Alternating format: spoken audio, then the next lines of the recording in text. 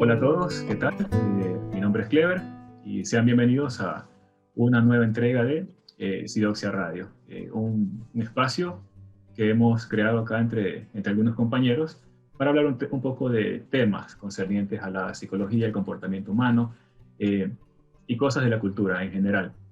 Todo esto abordado desde un punto de vista psicológico, pero tratando de hablarlo de una manera más simple, más sencilla, para un mejor entendimiento.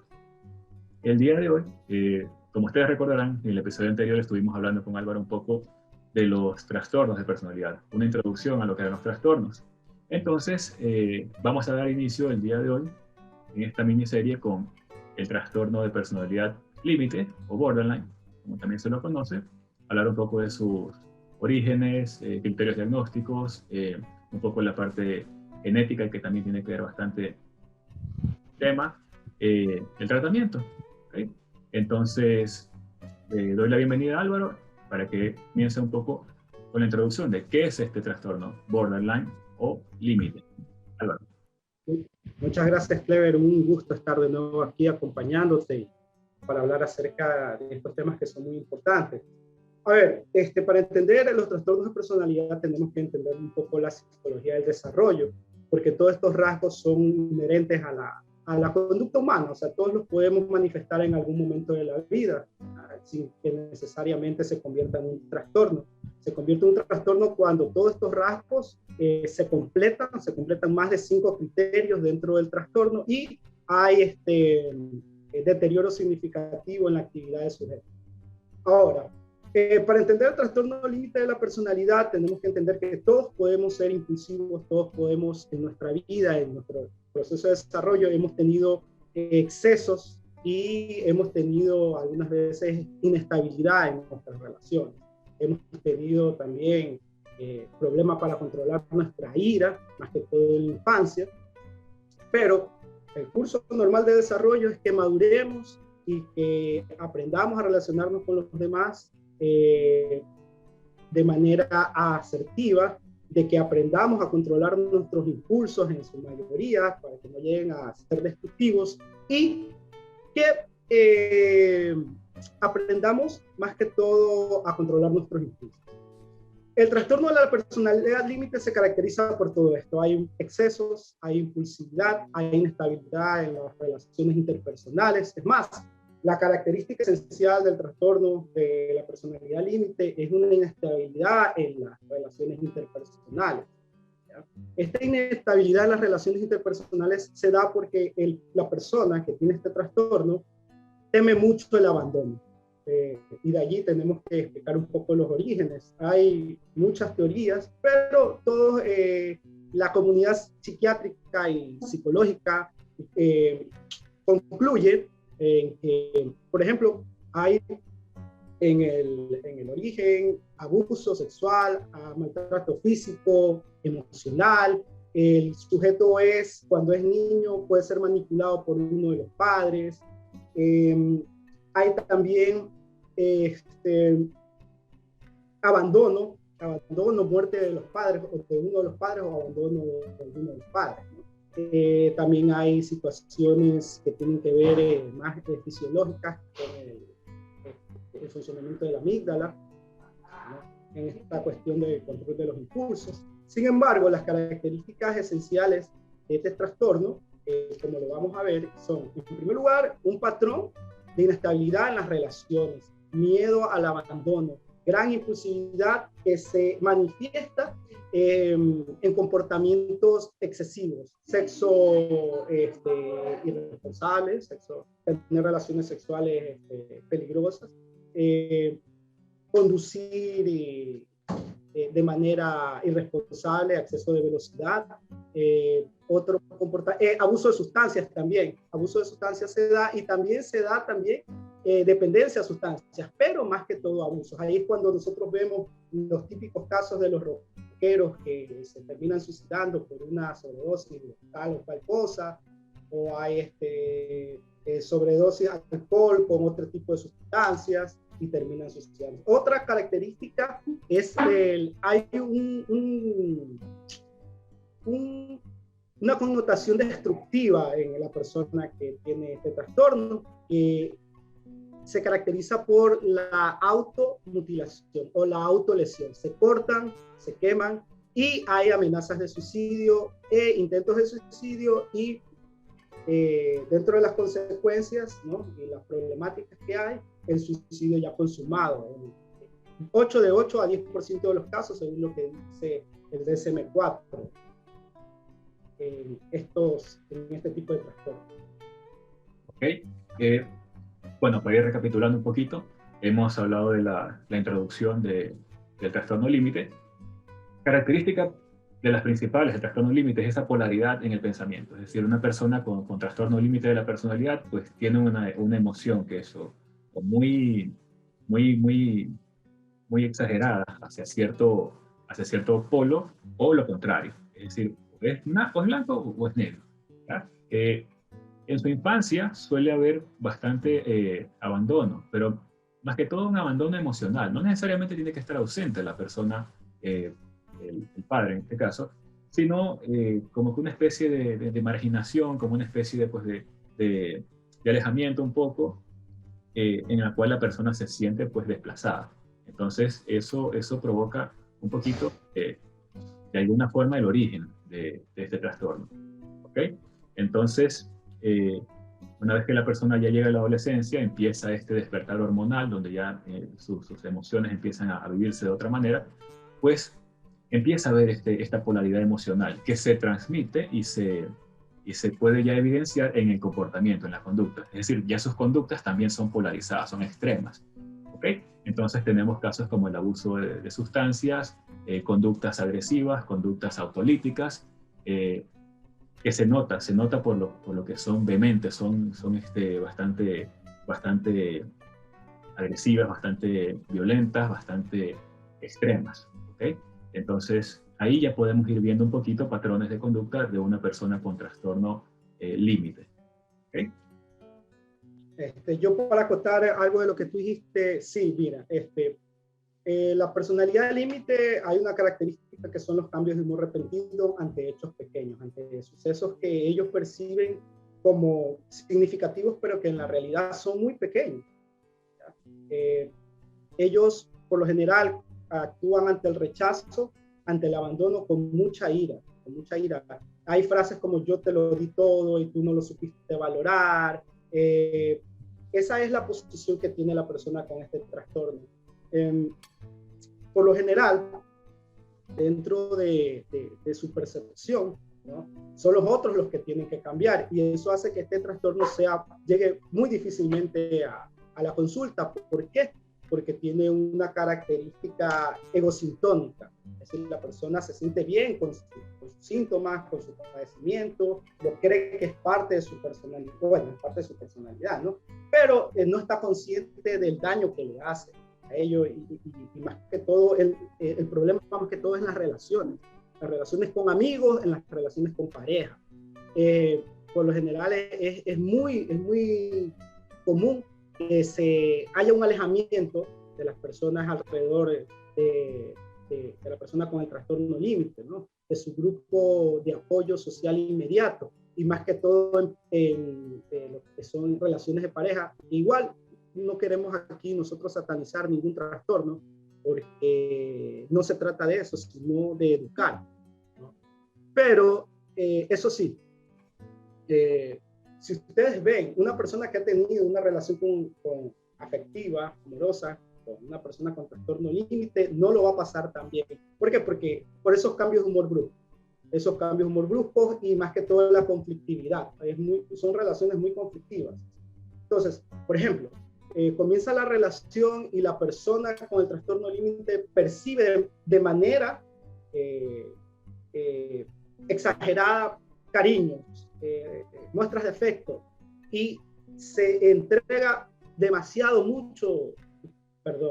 se entrega muy pronto a la intimidad y comparte cosas muy íntimas de sí mismo, ¿no? De la misma manera como empieza esta relación en que todo es idílico, porque la mentalidad del límite es idílica, piensa como un niño, hay una cuestión de una poca maduración de la identidad de la persona límite.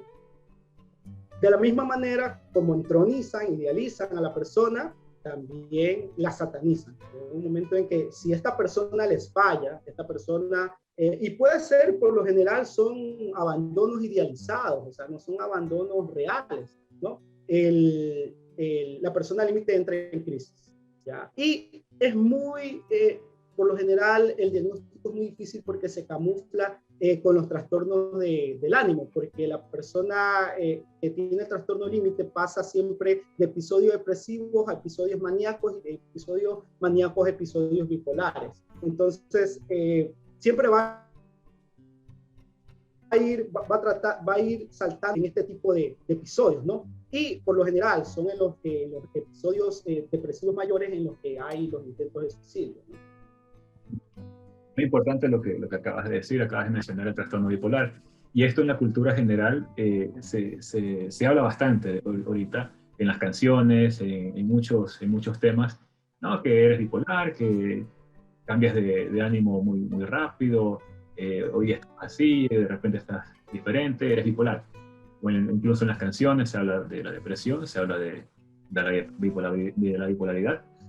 Y bueno, es importante saber diferenciar un poquito ese tema, porque muchas veces estamos hablando de personas con este tipo de rasgos límites, que se suele confundir con un trastorno bipolar. En el trastorno bipolar los cambios son más bruscos, pero tienen unos episodios más prolongados, es decir, son temporadas depresivas, temporadas maníacas, entonces sí es bueno aprender a diferenciar eso. Y otra cosa, pues, que tú también mencionabas, que es muy importante en el asunto, pues, de las parejas, las relaciones de pareja. Todo tipo de relaciones realmente se ven afectadas por este asunto del comportamiento infantil, pero que se traduce, mejor dicho, un pensamiento infantil que se traduce en un comportamiento muy vehemente, muy volátil, ¿ya? Entonces, un poquito esas cosas hay que irlas aclarando a lo largo de esta intervención. Entonces, ¿te parece si vamos con los criterios diagnósticos? Ya. El primer criterio diagnóstico es una inestabilidad general en las relaciones interpersonales, ya sea de pareja o con su grupo cercano de apoyo, amigos y familiares. El segundo son los cambios de humor repentinos.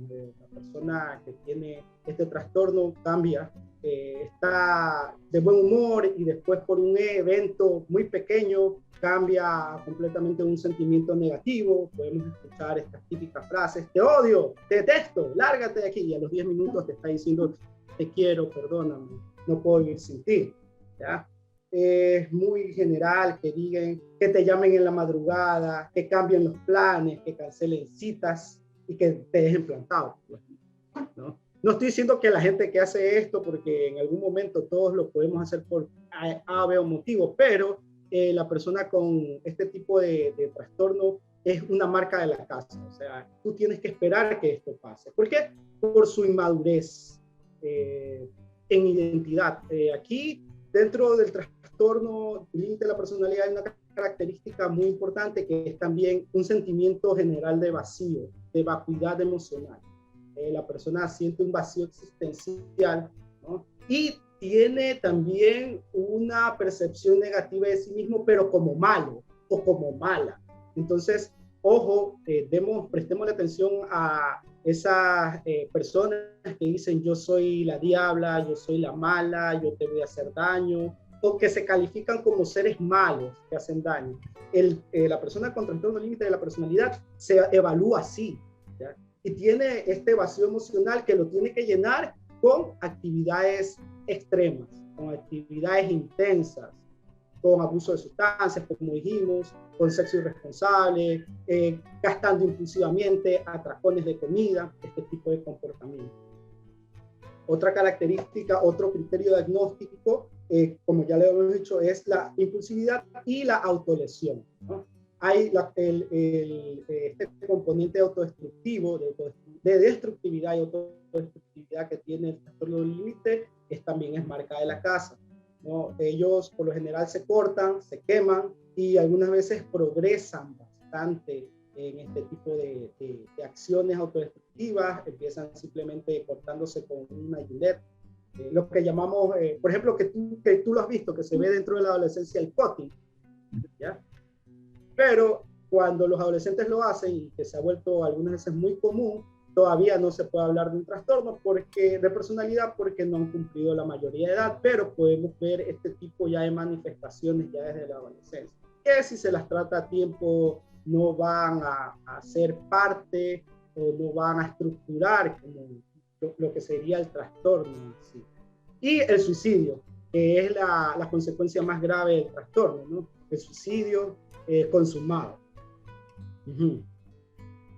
Sí, porque muchas personas creen que una persona con depresión es la que se suicida generalmente, pero realmente eh, ocurren otros tipos de trastornos donde es más frecuente el suicidio porque hay más voluntad para hacerlo, hay más fuerza, más energía para lograrlo. De repente una persona que está con un episodio depresivo mayor se encuentra su organismo, su estado de ánimo tan disminuido que no logran consumar esto. Pero en este tipo de trastornos como el límite es más común poder ver un tipo de acción autolítica o de un suicidio, como lo mencionabas al inicio del capítulo, con las estrellas de rock en los 80 o de otros géneros en algún momento dado, que han tenido vidas pues al límite, realmente. Muchos excesos, mucha libertad para hacer lo que les dé la gana.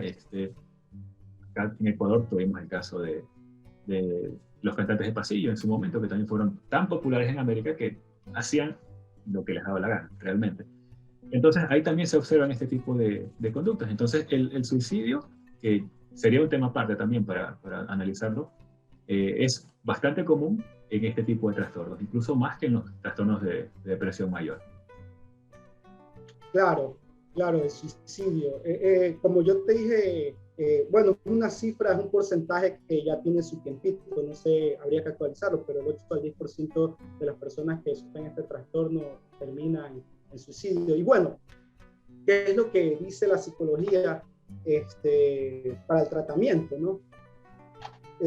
O cómo evitar que tu hijo desarrolle este trastorno, que muchos padres de familia se pueden preguntar, ¿no? ¿Cómo evitarlo? ¿Cómo prevenirlo? Bueno, a ver, hay una cuestión que muy común que se ha llegado a la conclusión de que las personas con este tipo de trastorno vienen de hogares desestructurados. Hay una desestructuración algunas veces grande dentro del hogar, que algunas veces no se nota porque se ha normalizado. Digamos, padres o familiares con consumo de sustancias, con dependencia de sustancias, violencia intrafamiliar, ¿no? Como habíamos dicho, maltrato físico, psicológico. Algunas veces no hay, algunas veces hay todo lo contrario, algunas veces hay un estilo parental muy permisivo en el cual no se ponen límites y no se le da la responsabilidad al sujeto, al niño en este caso, para que desarrolle sus habilidades y la autosuficiencia. Una de las características, como habíamos perdón, eso también es a lo que me refería con el abandono emocional. O sea, el padre puede estar ahí, pero es que no lo esté tomando en cuenta y ahí también hay abandono. Claro, hay negligencia, porque la negligencia es un tipo de maltrato. O sea, no actuar en el momento asertivo, en el momento indicado de la etapa de desarrollo del niño es un maltrato, porque el niño o no pasa ese estadio de manera apropiada o simplemente no lo pasa, sino que se queda en un retroceso.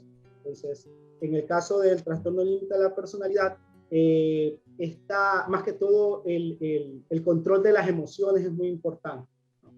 También se dice que hay dentro del hogar un estilo un poco esquizoide de comunicación en el cual no se expresa bien las emociones o no hay una comunicación acertada de las emociones por parte de los padres o de los cuidadores al niño, ¿no? Entonces, a partir de eso, una emoción o una situación que puede ser muy cotidiana puede llegar a tener una reacción emocional desmedida, ¿no? Como las que vemos en las personas con este trastorno, que por ejemplo, está muy caracterizado por dos emociones, la ira y el miedo. El miedo al abandono y la ira como mecanismo, como emoción,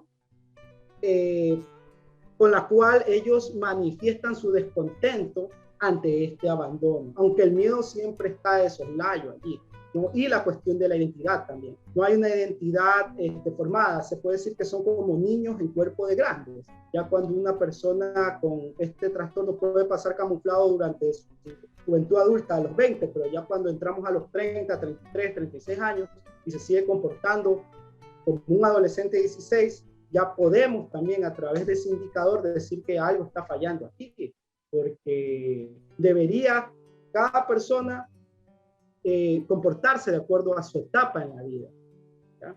Entonces tampoco nos vamos a ir a los extremos, no queremos acartonar ni estereotipar, es que tengo que ser adulto y esto, no. Pero hay cuestiones, hay la autosuficiencia, hay el criterio más que todo. La autosuficiencia y el criterio, ¿no? Son dos indicadores de la madurez emocional también. Más que todo también el control de las emociones, el control de los impulsos. Lo que no hay acá en una persona con trastorno límite de la personalidad, que es como un niño emocional en su identidad, aunque tenga sus funciones cognitivas maduras, sea muy inteligente, sepa planificar, sepa llevar a cabo, sepa resolver problemas, pero su parte emocional y su parte de su identidad todavía es como de un adolescente o como un niño. Entonces, si le das poder a un niño, ¿no? Que no tiene un criterio para actuar adecuadamente, termina en este tipo de situaciones de abuso de sustancias, de algunas veces se suicidan sin querer con el abuso de sustancias, ¿no? ¿Por qué? Porque tienen que llenar esa necesidad que tienen, ese vacío existencial con situaciones o actos extremos o muy intensos, que todos en la vida hemos tenido ese tipo de etapas, es normal, pero cuando ya esto determina tu vida, ¿no? Y ocupa todo tu entorno y todas tus facetas de vivir, ahí ya estamos viendo el problema.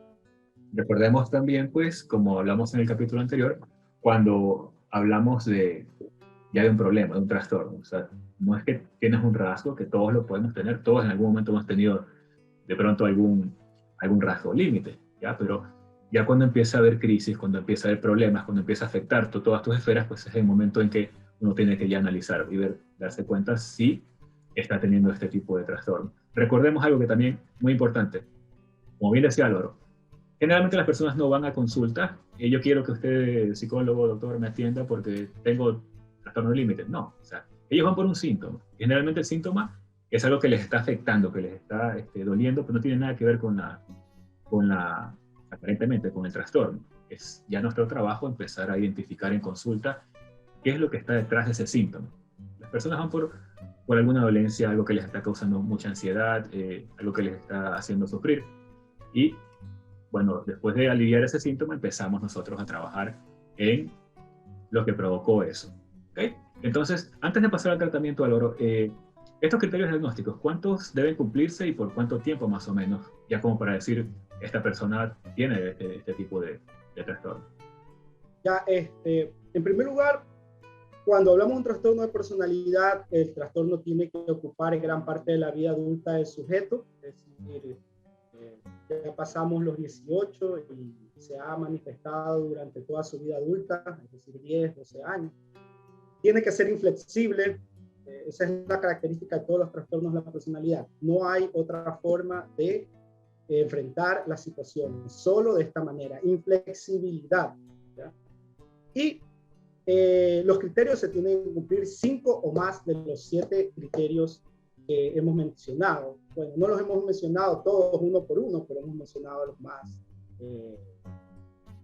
importantes, ¿no? Los más identificativos del sector. Bueno, entonces, 5 criterios.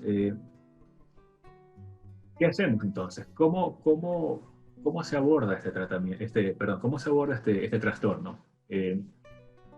Muchos sugieren, pues, como parte inicial del tratamiento, pues, la farmacología, como para ir aliviando los síntomas, esta baja tolerancia a la frustración, que es muy común, problemas de pronto de sueño que puedan haber, ansiedad, sabemos que la ansiedad se manifiesta de distintas maneras. A algunos les puede afectar en cuanto a manera corporal, la forma de hablar, circulación, en fin, la ansiedad trabaja de distintas maneras en cada cuerpo. Entonces, más allá del tratamiento farmacológico, del cual no vamos a ahondar mucho acá, ¿qué hacemos nosotros para ir un poquito trabajando desde el punto de vista psicológico en esto? ¿Y qué hacer como familiar, acompañante, conocido, como para ir un poquito dándole apoyo a una persona con este tipo de trastornos? Bueno, en primer lugar, que hay que tener una mirada compleja de la situación, es decir, darnos cuenta de que este problema es un trastorno complejo porque, como dije, se camufla por los trastornos del ánimo que conlleva, ¿no? Pero ya cuando uno convive con una persona que tiene todas estas características y ya la conoce, es importante tratar de convencer a la persona que hay un problema. ¿Por qué? Porque como tú bien dijiste, la persona ya viene cuando se siente mal y no viene por el trastorno en sí, sino por las consecuencias del trastorno. Es decir, cuando está en una etapa que nosotros llamamos ego distónica, cuando entra en disforia, cuando está en ansiedad, cuando tiene el malestar y lo empieza a manifestar. Por ejemplo, hablemos sobre casos de mujeres jóvenes, ya hablamos de mujeres jóvenes, que tienen abortos consecutivos.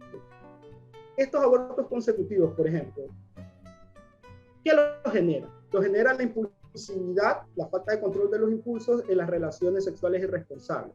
No se cuida, sale embarazada y como consecuencia viene el aborto, ¿no? Entonces, por ejemplo, allí hay un problema. ¿Por qué? Porque obviamente, intrasubjetivamente, la persona que lo sufre, en este caso, la mujer que haya tenido este tipo de comportamiento, en primer lugar, que va a hacer mella en su valoración personal, va a hacer mella también en sus relaciones con los demás, y va a hacer mella también en su ambiente familiar. ¿Ya? Ahora, en el tratamiento, qué es lo que hay que trabajar aquí? En primer lugar, que hay que trabajar lo que es control de los impulsos y lo que es la expresión adecuada de las emociones.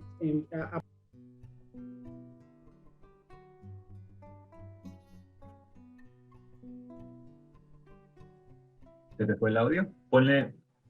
Ahí volvió. Ahí sí volvió, lo que pasa es que tuve una llamada. Sí, a ver, ¿en qué estaba? Ya me perdí. En el tratamiento, en la parte de que hay que trabajar en el control de los impulsos. Ya, la persona tiene que controlarlos, hay que enseñar a la persona a controlar sus impulsos y sus emociones y aprender a relacionarse de manera adecuada con los demás. ¿Por qué? Porque hay una expresión inadecuada de las emociones, por ejemplo, de la ira, ¿no? Es muy fácil que las personas con trastorno límite de la personalidad caen en episodios de ira, episodios explosivos, ¿no? de control de los impulsos. No, más que todo cuando se sienten abandonados o cuando son abandonados por su tipo de comportamiento, ¿no? Otra particularidad que se puede hacer es que tratar de enseñarle a la persona que no necesita vivir de una manera intensa, ¿no?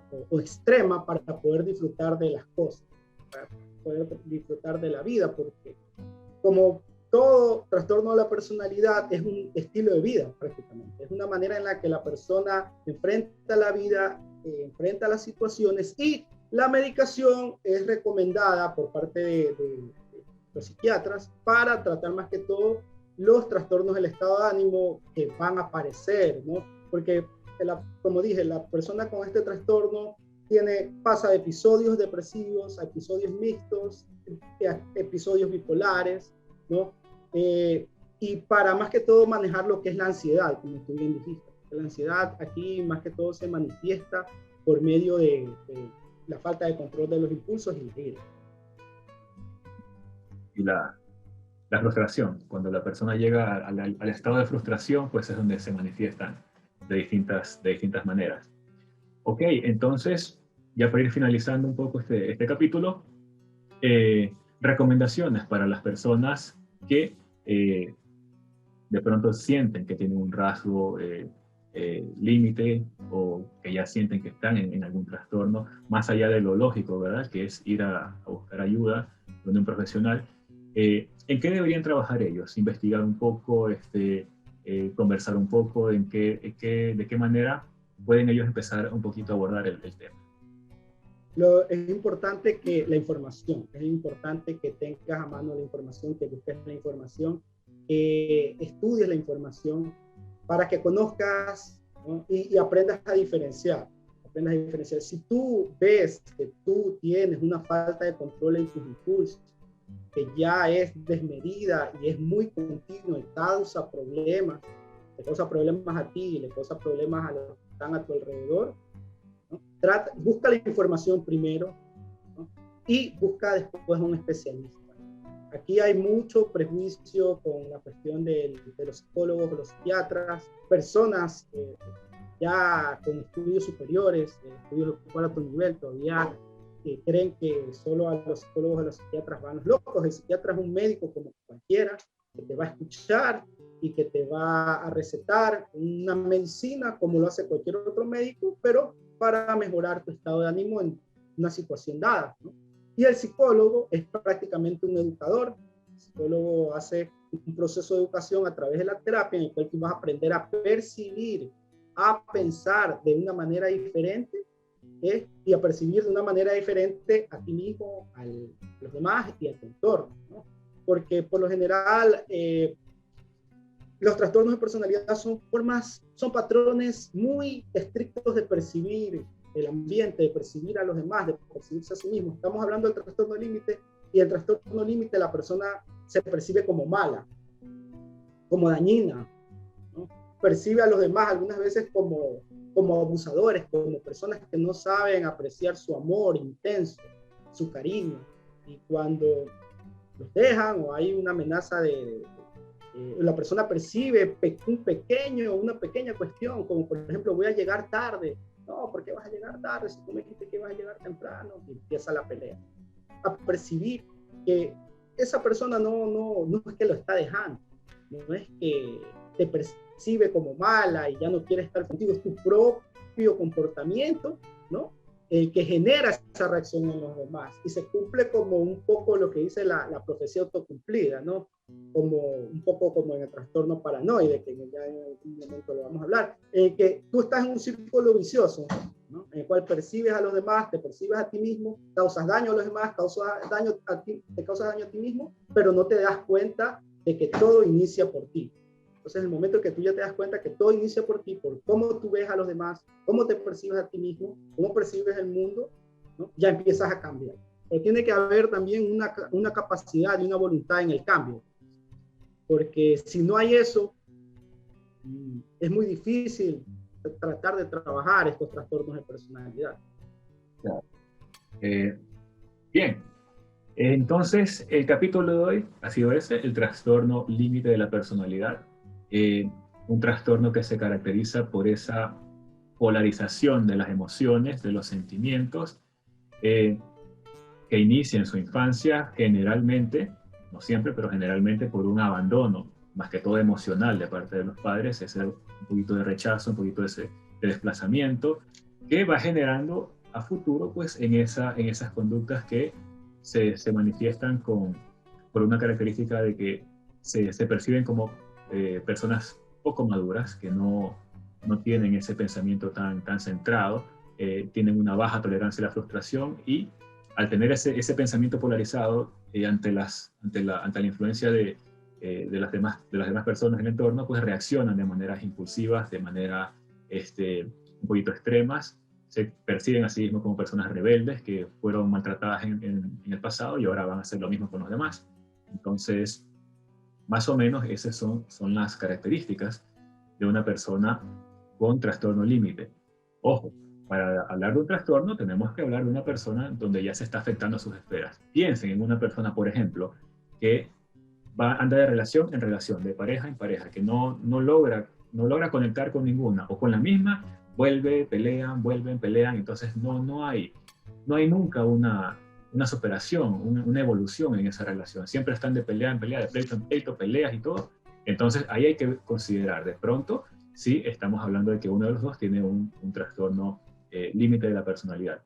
El tratamiento, pues, abarca en aliviar los síntomas, como es normal en casi todos los trastornos, y luego lograr que la persona se controle sus impulsos, controle su ansiedad, controle su baja tolerancia a la frustración, y asimismo, pues, también empiece a hacer un estudio propio sobre su personalidad, en qué momentos él está fallando, de qué manera está teniendo mayor dificultad, en qué esfera de su vida está teniendo más dificultad, para empezar a trabajar en esto, trabajar en temas como asertividad y mejor comprensión mejor comunicación, porque algo que caracteriza bastante a este trastorno es que se manifiesta en las relaciones sociales, ya sea con amigos, con familiares, con pareja. Ahí es donde más se nota es que no encaja bien, que no hay esta buena influencia ni de ellos hacia el entorno, porque perciben que todo está mal en contra de ellos y que ellos pues tienen que reaccionar de una manera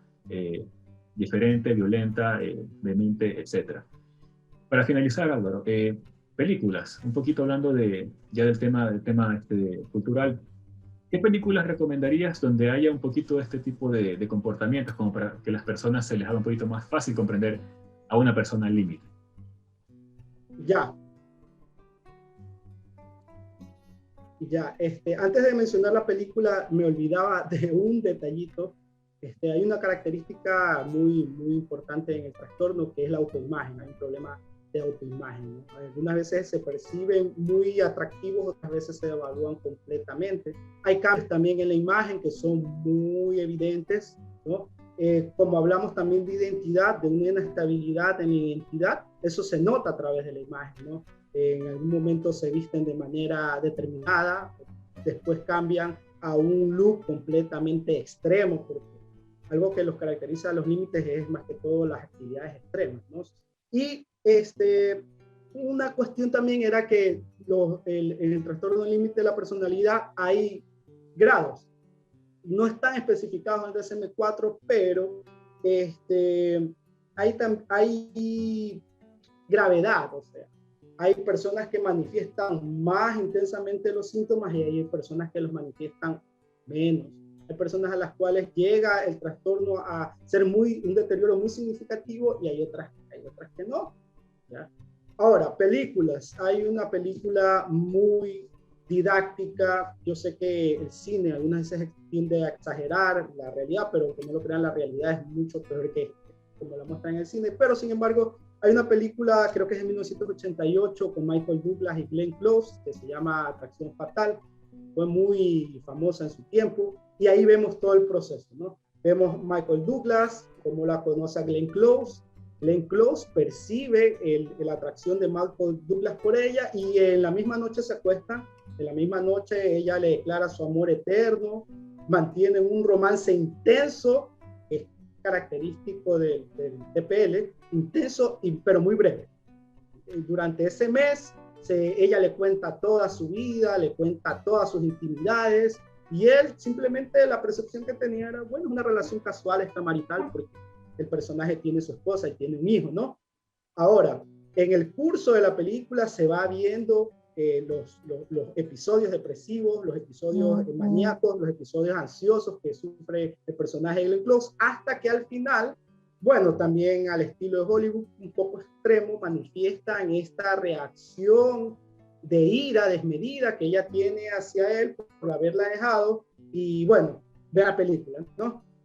Porque si les cuento el final ya les spoileo, claro, todo y no tiene pasos de ser. Sí. Pero básicamente es una persona tóxica, que es como se conoce acá, claro, últimamente, o sea, la tóxica. Sí, claro, una persona controladora, una persona que te hace escándalo por todo, una persona que tú tienes que estar 24 horas al día, 7 días a la semana con ella, estar allí para ella, darle tu tiempo, ¿no?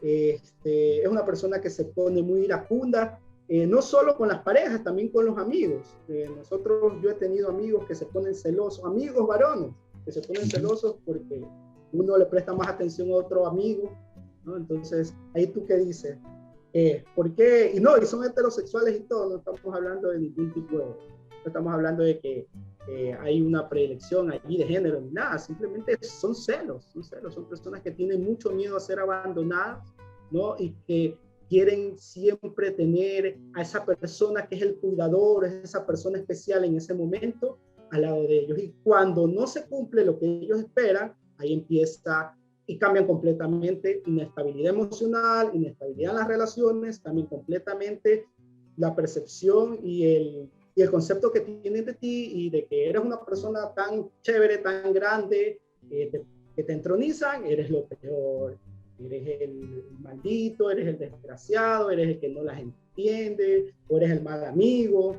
¿no? Entonces, ese tipo de cuestiones que tenemos que tener siempre en cuenta. Ahora, eso nos puede pasar a todos en cualquier momento de nuestra vida, porque es parte del crecimiento y son actitudes que todos hemos tenido por nuestra propia inmadurez. Pero cuando ya estamos hablando de una persona que pasa los 30 años y que para todas las relaciones se comporta así, ¿no? De esa manera, ya hay un problema. Ya hay un problema que requiere atención. Así es. Bueno, este ha sido nuestro capítulo del día de hoy, capítulo 4 creo que ya llevamos. Espero que les haya gustado. En sus comentarios esperamos ver sus reacciones, sus preguntas, todo lo concerniente al tema y algo más, sugerencias, todo. Estamos abiertos para todas sus opiniones. Esto es, recuerden, el lugar de la opinión psicológica. Entonces, agradeciéndole a Álvaro por su intervención. Esperamos que haya más capítulos así. Y nada, nos despedimos y será hasta la próxima. Nos vemos. Chao, nos vemos.